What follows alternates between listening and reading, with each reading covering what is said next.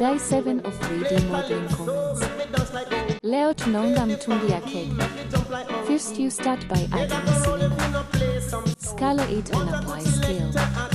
Then add vertical edge loops. Select the individual edge loops and bevel them, and then extrude them slightly.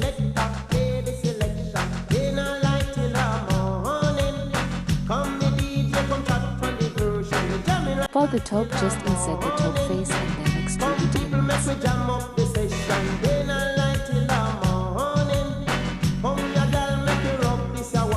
It's made of metal or round, so you can use a simple BEER texture. Here is the final result. Comment what you think I should model next.